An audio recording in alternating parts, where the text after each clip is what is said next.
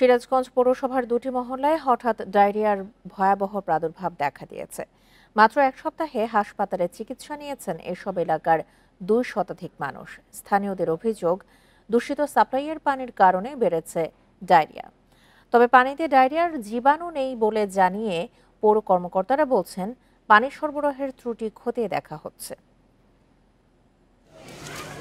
সিরাজগঞ্জ পৌরসভার ধানবান্ধি ও হোসেনপুর মহল্লায় কয়েক হাজার মানুষের বসবাস। ঘন বসতিপূর্ণ এলাকাগুলোর অনেক স্থান নিচু, ড্রেনেজ ব্যবস্থাও নাজুক। ড্রেনের সাথে আবার যুক্ত হয়েছে অনেক বাড়ির পয় নিষ্কাশন ব্যবস্থা। প্রতি বর্ষাতে এসব এলাকায় বাড়ে ডায়রিয়ার প্রাদুর্ভাব। আগস্টের শুরু থেকে মহল্লা দুটি থেকে হাসপাতালে ডায়রিয়া রোগী ভর্তির সংখ্যা আশঙ্কাজনকভাবে বাড়তে শুরু করে। স্থানীয়দের অভিযোগ, সাপ্লাইয়ের পানির ট্যাঙ্ক পুরনো, জং ধরা। এছাড়া পাইপে লিকেজ থাকায় পানির সাথে নোংরাও আসে। এ থেকে ছড়াচ্ছে রোগবালাই। স্যালাইন ট্যালাইন খাওয়াইছি, তারপরে বেশি অবস্থা হয়ে গেছে। কালকে নিয়ে আসছি, এই 4-5টা স্যালাইন চলে গেল। সাপ্লাইয়ের পানি ময়লা আসে, কেদাও আসে, কত সময় দেখা যায় যে আবার এই গন্ধ করে। সরকার থেকে বা পৌরসভা থেকে তারা একটা উদ্যোগ নিয়ে এই আমাদের একটু ভালো পানি সাপ্লাই করার ব্যবস্থা করুক। আমরা চাই, আমরা সবাই সুস্থ থাকতে চাই। তবে পানি পরীক্ষায় কোনো জীবাণু পাওয়া যায়নি দাবি করে কর্তৃপক্ষ বলছে, ট্যাঙ্ক ও পাইপের সমস্যা থাকলে তা ঠিক করা হবে। আমরা এই বিষয়ে যথাযথ ব্যবস্থা গ্রহণ করব।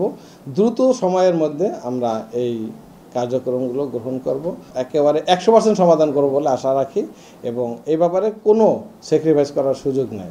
ডায়রিয়ার প্রাদুর্ভাবের কারণ খোঁজা ও সচেতনতা বাড়াতে উদ্যোগ নেওয়ার তাগিদ চিকিৎসকদের।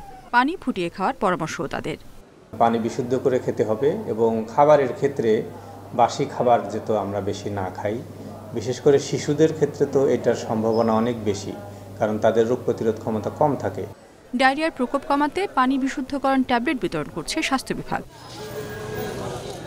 Independent news.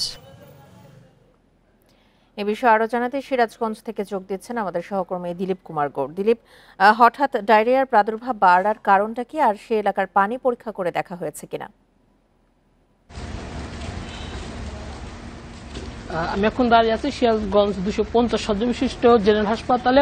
এইখানেই কিন্তু আসলে এই হোসেনপুর এবং ধানবান্ধি মহল্লায় যারা ডায়রিয়া রোগে আক্রান্ত আছে তারা বেশিরভাগ চিকিৎসা নিয়েছে এখানে। তাছাড়া পার্শ্ববর্তী নর্থ বেঙ্গল মেডিকেল কলেজ এবং অন্যান্য বেসরকারি হাসপাতালেও কিন্তু রোগীরা চিকিৎসা নিয়েছে। আমরা যারা স্থানীয় আছে তাদের সাথে কথা বলে যেটা জেনেছি যে আসলে এই দুর্গন্ধ এবং নোংরা পানি খেয়ে তাদের এই যে আক্রান্ত, সেই আক্রান্ত হচ্ছে। তবে জনস্বাস্থ্য বিভাগ তারা এই এলাকার পানি নিয়ে আসছে, তারা ল্যাবে পরীক্ষা করেছে এবং সেখান থেকে তারা জানিয়েছে যে এই পানিতে যে ডায়রিয়ার জীবাণু, সেই জীবাণু পাওয়া যায়নি।